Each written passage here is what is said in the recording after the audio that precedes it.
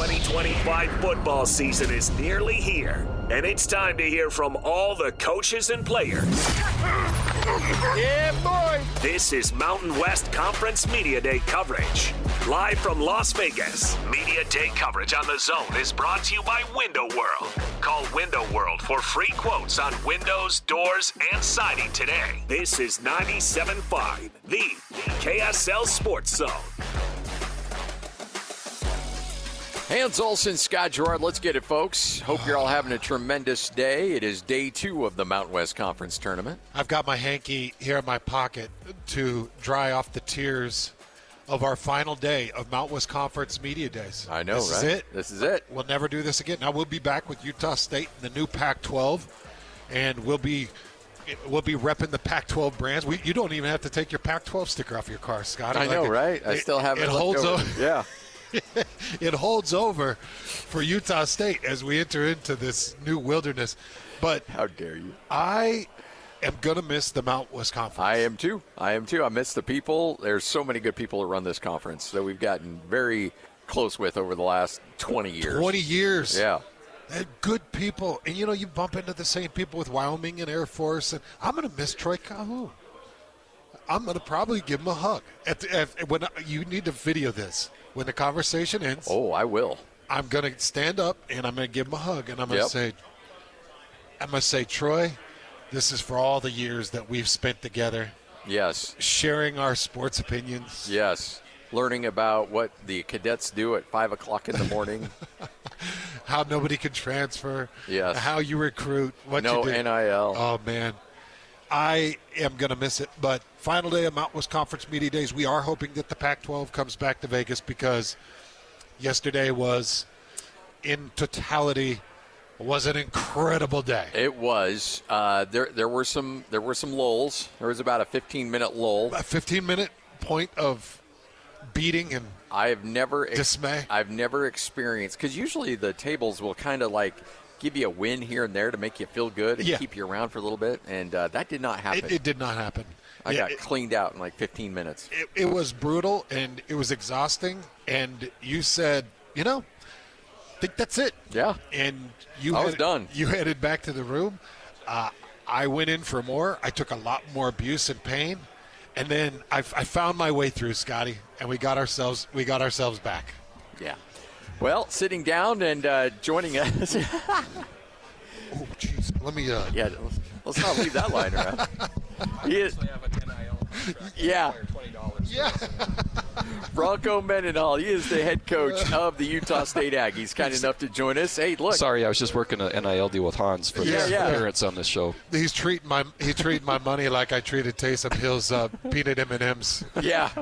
We were doing an interview with Taysom, and Taysom set a big pack of peanut M&Ms in front of me. Was it facing you? Yeah. Oh, yeah. It really didn't matter. You would have turned it to face you, too, wouldn't you?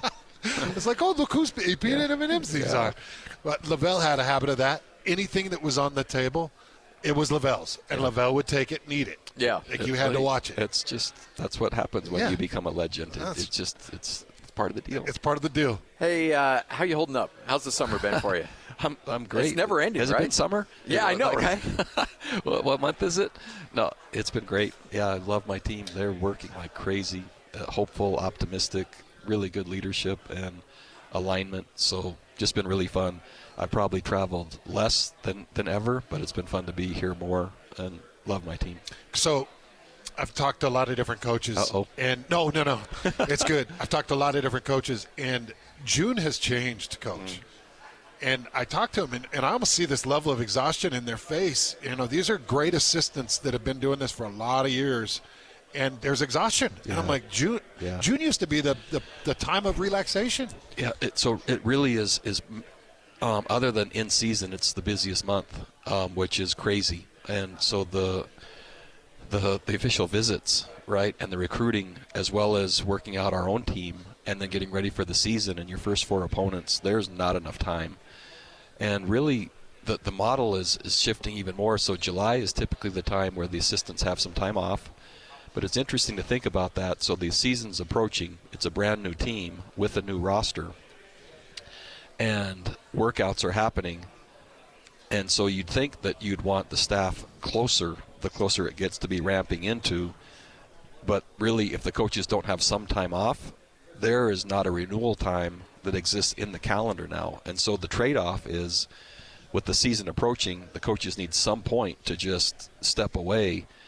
So the timing is never ideal, but June now has exacerbated that and made it to where, put it this way, the calendar has to change. The current model is not sustainable. And the thing that will be the catalyst as to what the calendar will look like will be the transfer portal window. And it will go from 2 to 1. I'm almost certain, or it needs to. Where that is placed will then set the cascade effect of then what the coaching calendar will look like, because it will start over. Knowing that our existing model of the college football playoff, because that now enters 2 semesters of football, right? It used to stop by the time the players came back in January, football was over. Well, basically, you go through the Christmas break and teams are still playing. They're having to choose between the transfer portal window, et cetera. So there's recruiting and the playoff and et cetera. Well, at Utah State, the academic calendar starts January 4th. So kids are starting to show up. And so there is no downtime. So put it this way, the calendar has to change. It will change, but the first step that has to fall will be the transfer portal window. There's thought now of moving more games to week 0, which is great. But if the college football playoff expands, that means playing later, possibly into January. I would propose just the opposite, of starting earlier and still work to try to have the college football done as soon as possible. And that will reflect a January and a cleaner start for everyone else. So there's trade-offs everywhere, and there's flaws in that model as well.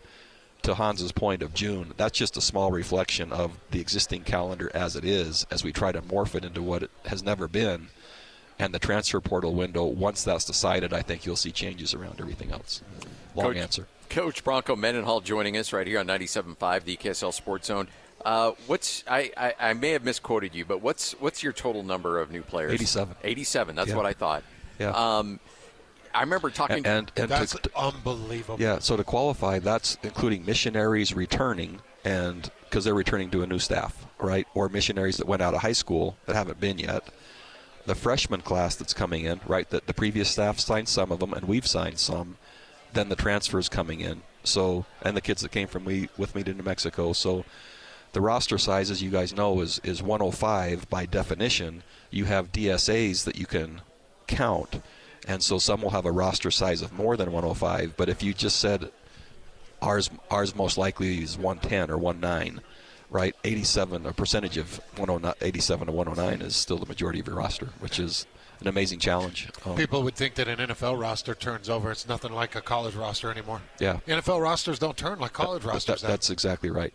And so the reality, and I think it's more of a reality, especially because of a first-year coach coming in, but I think it's pretty typical to be anywhere between 45 and 65, and it'd be fun to just hear what each coach, what the roster turnover is like. But at the group of 6 level now, the financial differences between that and A4 are the primary driver. And so that in and of itself, I think it's here to stay. I would love to mitigate that with Utah high school players and have enough traction there and have enough success here at Utah State over time to where that can just be replenished, and then the portal is minimized, and then the stability of the roster becomes. And that's good. So you have to have enough early success while building that to eventually you can have the transition and then keep maintaining and growing. I remember talking to you last year, and you threw out, I can't remember what the number was at New Mexico. 63. 63, and that seemed like a crazy Huge. number. There was over 20 that. There was over 30 there after spring practice. That was the biggest difference. Oh, okay. And so I thought that was an astounding number. Utah State, this number is bigger, but it doesn't feel as big. And I think it's maybe because of the maturity of the players, the environment we're in, the expectations. These kids they're committed and they're mature, and they don't feel like transfers. It feels they came maybe knowing more about me, the expectations, or being drawn to the approach. So it hasn't seemed as difficult to onboard. And so it hasn't felt like 87, even though that's the number. Well, that's one of my questions, too, is, you get everybody together, and you do run high expectations, and you run a really tough camp, and you run a tough spring. Did you have less fallout than you thought?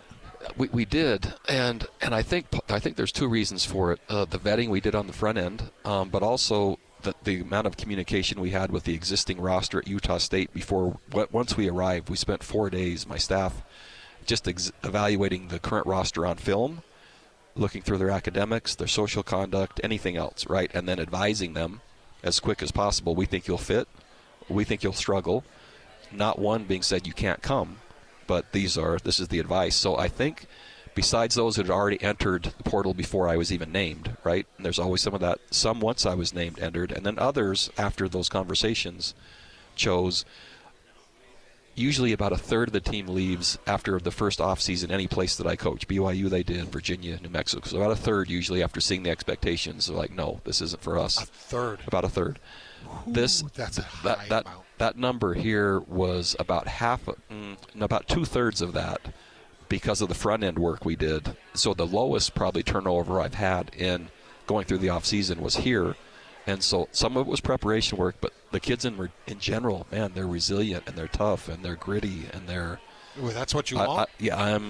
I was more surprised than I expected to be by the number that just battled through it because it's difficult. You know, in talking to Gabe Iniguez and Bryson yesterday, by the way, great representatives of Utah State. Yeah, both. And I thought, and I brought this up with them, I kept hearing word coming out of camp in spring ball that it was, frankly, hell is what it was described to me as. And so part of me was thinking, what's that spring transfer portal going to look like?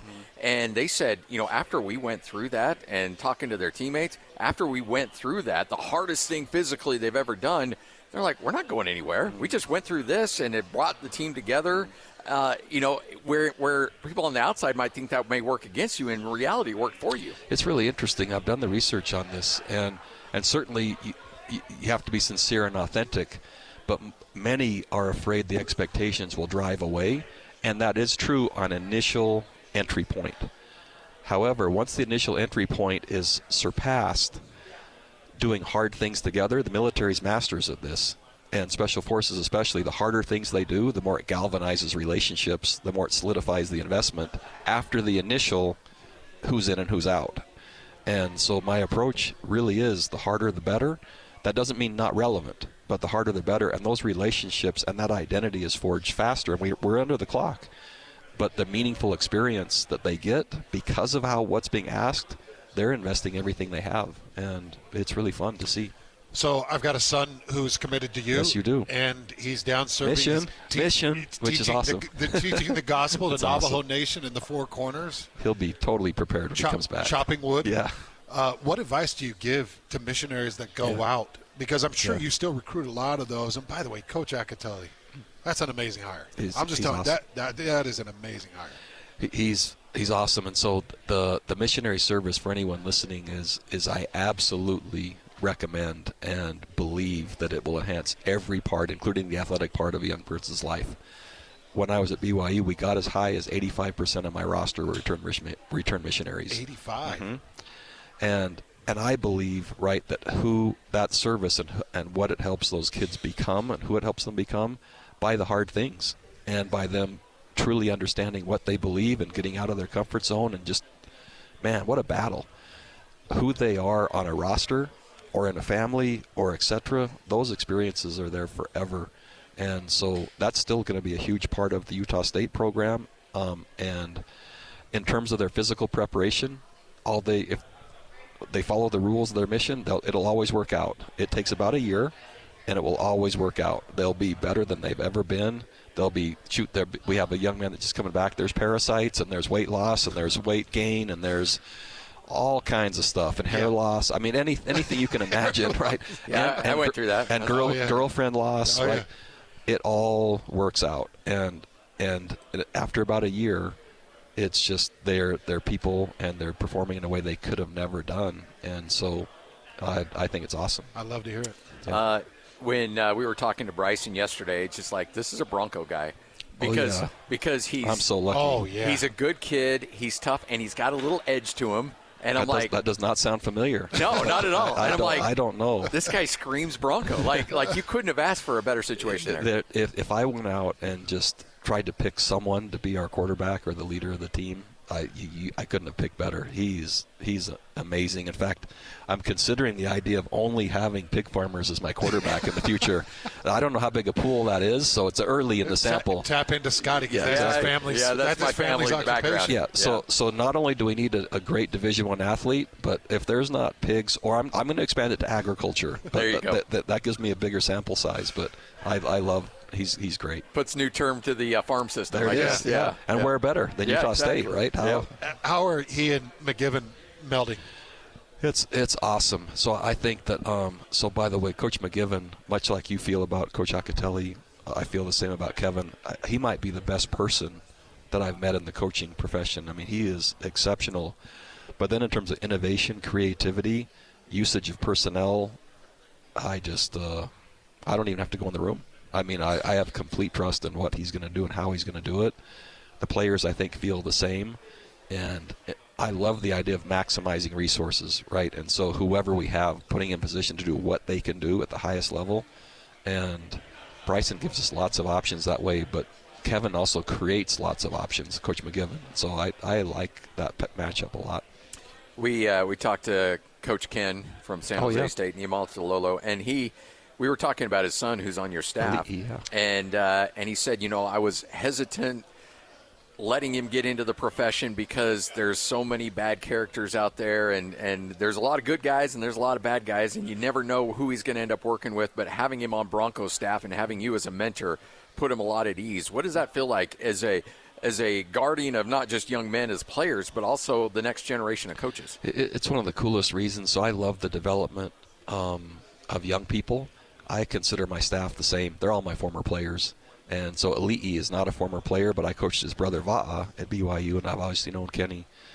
And so I was sitting next to Coach Niumatalolo in the head coaches meeting yesterday, and I got a text from Ali'i, which one of his players was late for something, and he was already on him, and he's, we have a protocol for that, so he's up this morning early. And anyway, I was just showing the text to Kenny that his son was on it, communicating to me as the head coach how he communicated, how professionally, how timely. And it was just like a proud father moment. Even though it's from a different program, he could see what his son was doing, and it was That's great. It was really fun. Yeah. That's great. You went to great lengths to keep camp and keep spring isolated and keep things quiet. Is that they're taking down the barbed wire now? Yeah, they're de-installing it. Right? It wasn't even barbed; it was razor. Yeah, razor. It was the wound razor. On top of the fence, but the moat was a little harder to pull off. Moat with the gators. The city didn't like the trenching and dug all the way around Maverick Stadium. Yeah. Is this a model you're going to implement and keep? As long as there is a transfer portal window that exists post-spring. Yeah. If that goes away, no. If there's still a chance after spring practice for players to leave, then yes. And so it's not just tampering and poaching. I mean, you just call it how it's player acquisition, because there's no governance that's influencing it. And so before we played, it just made no sense to me for anyone to know who we had. And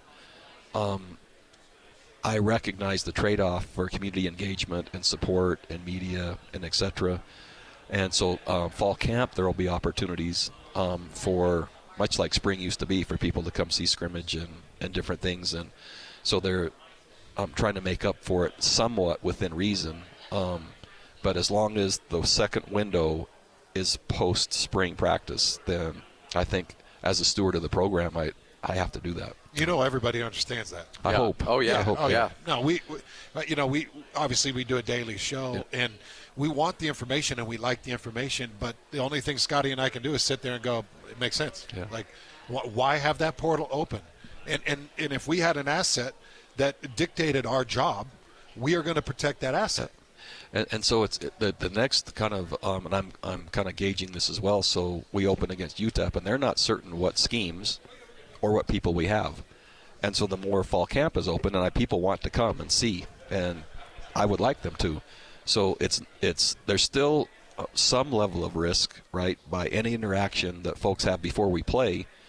So there's an advantage when you're a new staff that no one really knows who you have and what you're going to do until you play. It's a huge advantage, I think, right? And so still in fall camp-ish, there's opportunities, Now, what that truly looks like, I'm trying to balance enough engagement to make sure our community knows, yeah, I want connection, but also understand the more that happens, we could actually be giving away our best chance to have the outcomes we want early in the season, especially. I know you've got other obligations really quickly, though. Once again, Utah State's on the search for a new athletic director. Yeah. You're so busy with everything going on with the season starting.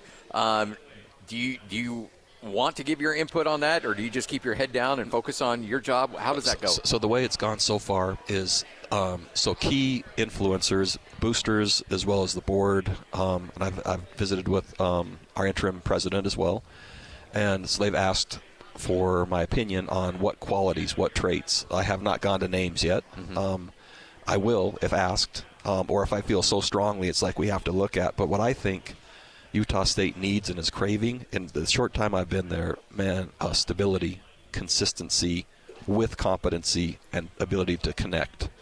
So Utah State at the AD level and the president level, someone that's fiercely capable and competent, but man, if there's Utah State ties that could be consistent and embedded as well as approachable and connectable with amazing skills, if you hit the right two people at the AD and president spot that are that, man, what a and joining the Pac-12, yeah, it could be an amazing growth period for Utah State. And so I basically have just shared that, and so it's nothing top secret, and I think it's possible. I totally do, and I think it's really cool. All right, Coach, appreciate Thank you. it. Looking forward to working with you more. Thanks, Coach.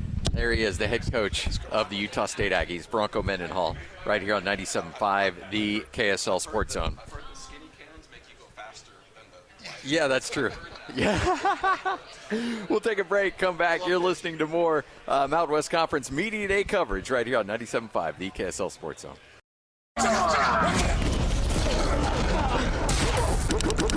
Your home for the best coverage of the Aggies as they get ready for the 2025 season. We have everything it takes right here to win. You're locked on to Mountain West Conference Media Day coverage.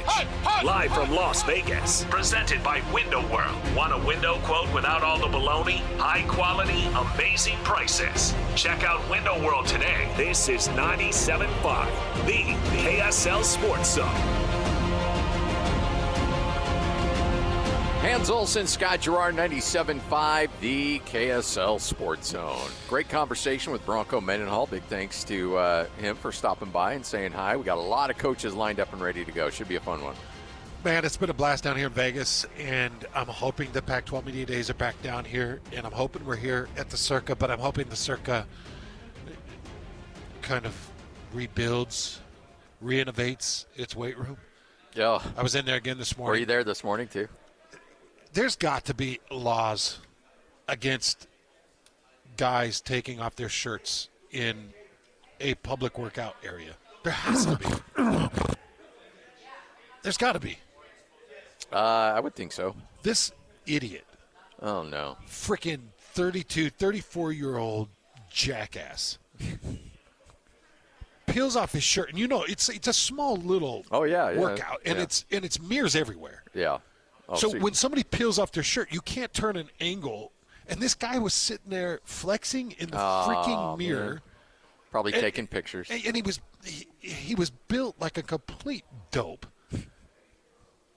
And so, you know, I'm getting my run in, and I'm trying to run, and he keeps moving around. So I keep seeing in the mirror like, oh, man, this ugly, hairy, dopey-looking idiot peels off his shirt. He's sweaty. It's the most angry I've been this is why how do people even work out in public? How do you do it? Yeah, I'm with you on that. I'm all about gearing up the home and doing everything at home. Where's the etiquette? And then he sits on, there's only one cable machine in the room. So I did a 30-minute run, and I did the run while he starts on this cable machine, and this dope is still occupying the cable machine after I get off the treadmill. You're like, come on, bro. It's like, all right, shirtless guy, about had it with you. Plus, he's sweating and dropping his pieces of hair all over the place. I have never wanted to beat a human being as bad as I wanted to beat this person while he could watch it in every mirror. I don't know. Last night I was thinking about beating somebody up. Oh, man, that was Yeah, that was speaking of a beating. What's going on with you guys? You guys Well- go down to Vegas, you're just looking to beat everybody up? No, Lloyd. Okay. Lloyd. Oh, okay, Lloyd, Mr. Patient and never wants to beat anybody. Stop it. I don't want to hear it from you. I won't take it. Yeah, That's shenanigans. Shenanigans. Lloyd will fire anybody on the spot. I'm telling you right now, if Lloyd was a 6'5", 245-pound muscle, he would beat up everybody because he just walks around in a bad mood. Yeah. That is so not true, and that's not fair. So true. You would That fight, is not you would fair. Fight you're parked where? I think You're parked how? I'll beat you up. I think the big man upstairs kind of blesses us with certain things, and they realize that, okay, this dude would fight everybody if we gave him a really overly physical body. So we're going to give him 2 shoulders that dislocate. Yes. So if he punches anybody, his shoulder will come out. And it's for his own good. I was spitting mad. So last night, Han sends me a text and says, "Hey, I'm going down to this casino," and I'm like, you know what? It has been a long time since I've sat down at a table. Yeah. I used to love it, and then I just got away from it. Me too. And I just don't do it anymore. But I thought, you know what? It's been a minute, and I had a couple bills in the old wallet that I'm like, they're burning a hole in my pocket. So I'm like, let's go. Let's go test the market. And you were telling me you love playing this particular game. Yeah. And I'd never played it before, so I thought, this is a good time to learn. So I go down, I find you in the room, I sit down at the table, and my first indication was that you were already a little salty with the dealer. Yep. And even though I'd had a big win. You'd had a big win, but it wasn't with that dealer. No, it was not. You had a big win, and then they knocked her out and brought in somebody else. Lloyd, I hit a straight flush, and it was a very handsome reward. Right, and it was about 30 minutes before Scotty came in. Yep. So it got a handsome reward off of a straight flush, which I think I've hit 3 in my whole life. Did you tell everybody at the table they were embarrassing? No. And this wasn't a straight-up poker game. It's a card. Oh, It's a ultimate hold'em. It's against the dealer. Yeah. You're just playing. Okay, I got you. Sorry. Yeah. And so Hans was in a good mood off of that, but they swapped out that dealer that gave you the straight flush with essentially their version of William H. Macy and the cooler. Yep. And I walked right into that firestorm. Yes, you did, sadly. And it was an ambush. There was a vendetta against you, and it carried over into me, and that dealer had me wiped out in about 15 minutes. Lloyd, it was a sad deal. And it wasn't just bad. I mean, it wasn't just losses. It was how the losses happened. It was a bad deal. When the dealer walked in, was the dealer limping? No. Okay. All right. But about 8 to 10 minutes in, I felt like Scotty and I were Forrest Gump and Bubba, kind of at the base of that road. Yeah. When all of a sudden an ambush just all over the top, and I'm yelling, "Scotty, run!" And you're like, "I'm afraid, Forrest." And we just sat there and let the bullets hit us. Yeah. And then by the time we went to run, it was too late. Yeah, no. I couldn't even save your battered body. No, I was done. And to your credit, you got back up and tried to get back on that horse. And I'm like, I'm going back to my room. I'm done. I am done.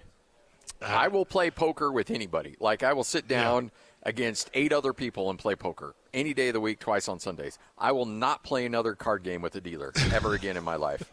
I vow right now that will never happen. So this was Dad finding you smoking a cigarette and then forced 2 packs into your mouth in a 10-minute period.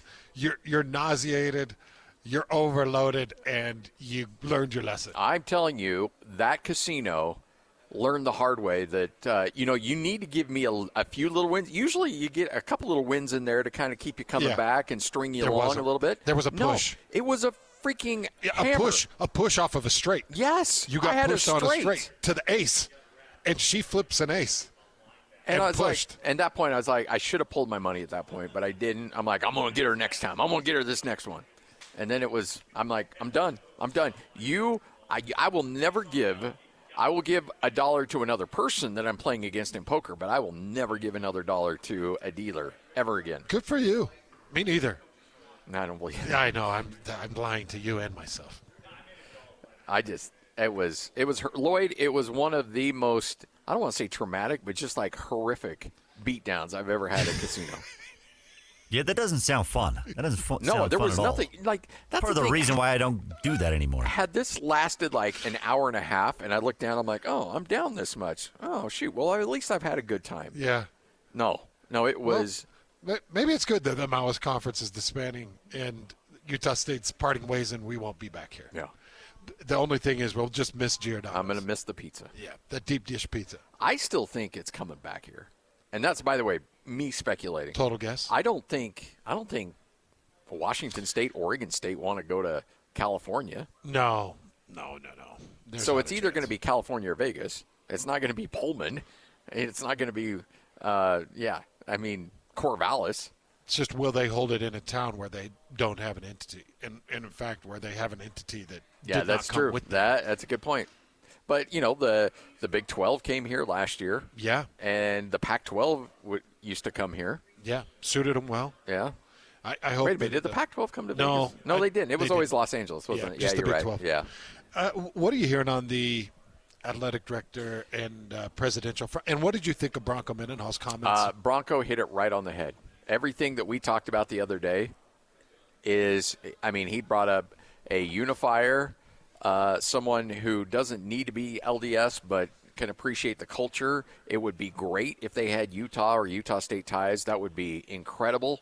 But at the end of the day, you've got to have somebody who brings the Broncos said it way better than I could. Brings consistency and competency. Mm-hmm. Two big C's there. And that's what Utah State needs right now. It doesn't need to be a big name from a big school. It doesn't need to be any of that. You just need to be competent and you need to be consistent. So that's what Utah State needs right now. A lot of names. I've seen 5 pretty prominent names, and you've mentioned them. You were the first to mention 3 of the 5 that I'd heard of those names, and those names continue to swirl. But the name I will remain the most curious, interested in, and in support of is Gary Anderson. I will continue to support that name because I think he checks the box in every category. He's had affiliation. He's got affiliation with the faith. I don't want to get into the specifics of it, but I do know he understands the church very well. Oh, he's, yeah. He's worked with many missionaries. He knows what it entails. He knows how important it is to this state, to our community. He knows where the money's buried in Logan because he's had to go get the money in Logan before. Yep. I think that he would be fantastic in fundraising. I don't know if there is a more conducive personality with relationships out there than Gary Anderson. I don't know if I've ever seen a coach forge relationships like Gary Anderson forges relationships. I'm with you. And, when I think of the Olsen legacy that's in Logan, that's at Utah State, I want somebody that represents it from a point of pride, a point of legacy, a point of pageantry, everything that I love Utah State for, that you love Utah State for, that my son committed to Utah State for, that Bronco Mendenhall came to coach for Utah State for. Gary Anderson knows that. And you and I know that just in conversations that we've had 8 years ago, 7, 8 years ago, going way back, where Gary's like, hey, look, this thing has to be on the right track. Even when Gary wasn't in Logan, I know that he had curiosity and interest in the development, the building, and the success of Logan. 100%. And so I look at that and I'm like, man, that to me is just such a classic fit. Yeah. Whether it be interim, whether it be full-time, there have been, and I've heard this as well, so I can confirm the rumors out there, but Twitter is a little bit of a buzz about essentially a committee of people holding down the job from an interim standpoint. I do believe that is being bandied about, and that is under consideration, where there may be a situation where somebody like Randy Spetman and Gary Anderson and several others band together to hold down the fort from an interim standpoint while they search for a new athletic director. A new school president will want to hire their own athletic director, but that doesn't mean you can't put the wheels in motion and do some due diligence in finding 3 or 4 people that then you can present to a new president and say, okay, we've done the due diligence, we've done the work, here who we believe are our top 3 or 4 people, you can choose from one of them. So I think some things can happen even without a new president, but Bronco, what he said earlier today, I think hit it right on the head what Utah State needs as a new athletic director. So key influencers, boosters, as well as the board, and I've visited with our interim president as well, and so they've asked for my opinion on what qualities, what traits. I have not gone to names yet. I will if asked, or if I feel so strongly it's like we have to look at. But what I think Utah State needs and is craving, in the short time I've been there, man, stability, consistency with competency and ability to connect. So Utah State at the AD level and the president level, someone that's fiercely capable and competent. But, man, if there's Utah State ties that could be consistent and embedded as well as approachable and connectable with amazing skills, if you hit the right 2 people at the AD and president spot that are that, and joining the Pac-12, it could be an amazing growth period for Utah State. And so I basically have just shared that. That's Bronco Mendenhall, the head coach at Utah State, what he's looking for as an athletic director, and that's his boss. He wants to make sure that this gets hit out of the park. We all do, because I don't want to see this rotating door. No. And when you talk about somebody that has an understanding of Logan, of Utah State, I'm just saying it out loud. When you do these national searches and you bring in a Urban Meyer success story that has been a backbone of something in the Midwest, and you bring them in, there's going to come a time when they're sitting in their office in Logan at Utah State, and they're going to be like, what the hell is this? Why are we dealing with this? This isn't something that we do in the Midwest. This isn't something we did in the Big 12 or the Big 10. Or this isn't. What are we dealing with here? I don't want that person. I want a person that's like, oh, yeah, absolutely. Just throw that on my desk. I dealt with that 5 years ago. And that knows it and isn't caught off guard by it and doesn't call their agent and say, hey, you got to get on the phone. I got to get out of here. I can't deal with this crap anymore. They want me to do X, Y, and Z with so-so and this and that. Well, yeah, but that's part of your job. I know. But why are we even doing this? That doesn't play a role. We didn't do that in this conference. Well, guess what? You're going to do things at Utah State that you didn't do elsewhere. And I want somebody that it doesn't surprise. Yeah. And they're just like, oh, yeah, that's business as usual. There was an AD. This was many, many athletic directors ago at Utah State. This was not Diana Sabo, so I just want to make sure that gets out there. But that tried to schedule a game on a Saturday night before on conference weekend at like 6 o'clock, 7 o'clock. And everybody in that department was like, you can't do that. And they're like, there's this thing called a priesthood session that nobody's going to show up to the game.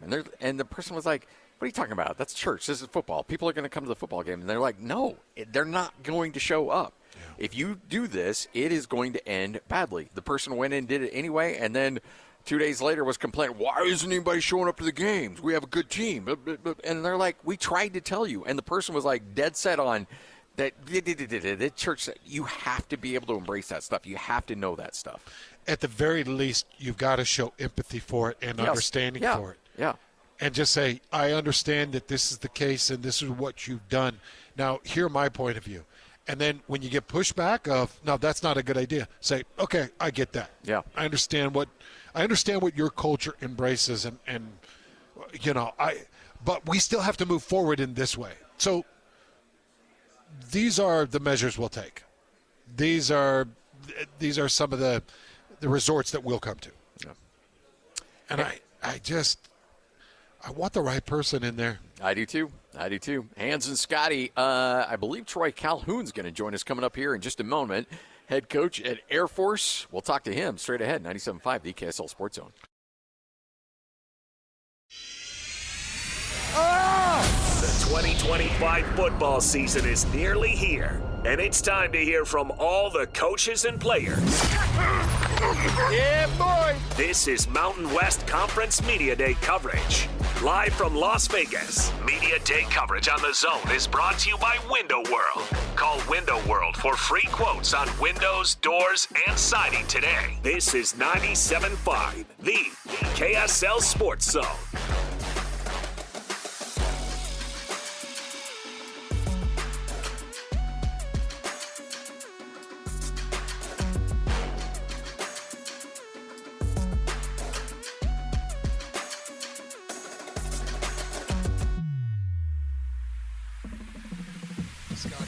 Hans and Scotty, 97.5, the KSL Sports Zone. Hope you're all having a tremendous day. Live here at Mountain West Conference Media Day. A little bit of what you may have missed. We've had plenty of coaches stop by today, and this league does have some good coaching, and this is going to be a very competitive league this year. There's a lot of guys that are coaching for their jobs, coaching for their futures, coaching to make their mark into the new Pac-12, coaching to make their mark as they go into this reorganized Mountain West Conference. And this is one thing I'm noticing, and this is going back to Big 12 Media Days last week and Mountain West Conference Media Days this week. One of my biggest takeaways is there is a level of distraction for these coaches that I've never seen before. Yeah. We are talking less about football and camp than we've ever talked about football and camp before, which means that their minds in the Big 12 and in the current Mountain West Conference, their minds are all over the place. You know, whether you're talking to a Coach Frost or you're talking to a Coach Rich Rod, and they're just coming in and taking over new programs, their brains are everywhere. Or you're talking with Coach Gundy, Mike Gundy, and he doesn't know what's up and what's down. He doesn't understand why he had a 3-win season last year when he had a Doak Walker Award winner and a returning court. He doesn't know. Yeah. And he's looking at the transfer portal, and he's looking at today's kids, and he's probably wondering, do I even want to do this anymore? And then he's looking at the NCAA versus House settlement and the $20.5 million that he's got to distribute. He's like, do I want to do this anymore? I wish that we could have had a camera on Bronco Mendenhall's face when I asked him about June's. Yeah. Oh, yeah. He pursed his eyes, closed them, crunched his cheeks, and just started shaking his head. Because the June that he just went through is not recognizable for college coaches anymore. Yeah. And said it's not sustainable. I can't ask my employees to do this anymore. And he's right. You know, I've got former teammates in this business, and we talk often. And going through the month of June and saying, "Hey, what's up, man?" Usually it was like, "Hey, I'm on the beach with the wife. We got the kids out here," and it was, "You're not going to believe this. I'm hunkered down in some small town, Ohio, and we're trying to get these two transfer portal kids out because we got to find something to replace our tight end production." Yeah. And I'm like, "Are you kidding me? What are you doing in Ohio? What do you mean? What are you doing in Ohio? I'm trying to save my job." Yeah. Trying to get a recruit so I can keep employed. Well, what happened? Well, we lost those two guys to the portal. Well, how did you lose those two guys? Well, we told them that they were going to be 2 and 3 on the depth chart. They one got an offer from Vanderbilt, took $180,000 that we couldn't give them. So now I'm out here looking for another tight end. And you're just like, I'm sorry. Because June used to be such a great month. Yeah. And you could see Broncos wearing it heavy. All these coaches are wearing it heavy. And I know that the people out there driving around like, I don't feel sorry for these guys. They're making $250,000. Some of the assistants are making, there's probably some at Utah State that are making $180,000 would be my guess on the lowest end of Utah State assistants. About right, yeah. And the highest end would be probably 5 to 6. BYU, I think low end now is probably around 300. That would be your lowest end, and your higher ends are, and I'm talking about the assistant pool, probably 1 to 1.5, somewhere in that range. So I get it. Like, people are, I don't feel sorry for them. You got to work in June, tough. It's hard for you. Seasons are so draining on these coaches. Yeah, they're working 110-hour weeks. 110-hour weeks, and it's draining, and it hurts the family. And what I've always seen in all my years of being able to analyze it on air and not have to be a part of it. I've seen them all take that breath in June that I believe gives them life for July, August, into camp and through the season again. Yep. And That now 3-week vacation in Hawaii. it was everything. Yeah. And now it's not only is it gone, June has become, you better go save your job month. Yeah. Go save your job month. How bad do you guys want to keep making the $500,000? You better go save your job. Yeah. I mean, June is just as important as October. Yeah. In terms of what you're able to build. And then I was talking with another very close friend of mine that's in the occupation. The coaching portal is just as stuffed pack as the player portal. If you get cut or fired or you're looking for a job right now as a college coach, you're as desperate and unlikely to find a spot as a kid in the transfer portal right now. Yeah. Unless you've got a personal connection, you can't find a job in this world. No. In the coaching world. And how many, I think you asked the question to Bronco when he got hired, how hard is it to say no? Because there's a lot of people you develop relationships that may have helped you out in a time of need, and you don't have a spot for them. And they're like, hey, remember that one time we did this? And you're like, I'm sorry, I got nothing. So I remember very clearly when Steve Sarkisian got the USC job. I was at a charity golf tournament with him, and I asked him, so you got the big job. I know our former teammates, and I know his relationship with our former teammates, and I had 3 or 4 teammates call me and say, Steve never even returned my call. I was like, are you serious? And these are coaches that had been in the business, and I'm like, are you serious? Didn't even return my call. And so I'm with Steve, and I said, Steve, I said, so-and-so's trying to call you. He's like, I know. He's like, what do you want me to do? You want me to hire everybody? You want me to tell everybody no? You want me to turn down everybody? He's like, maybe something opens. I don't want to just say no. I don't know what to say.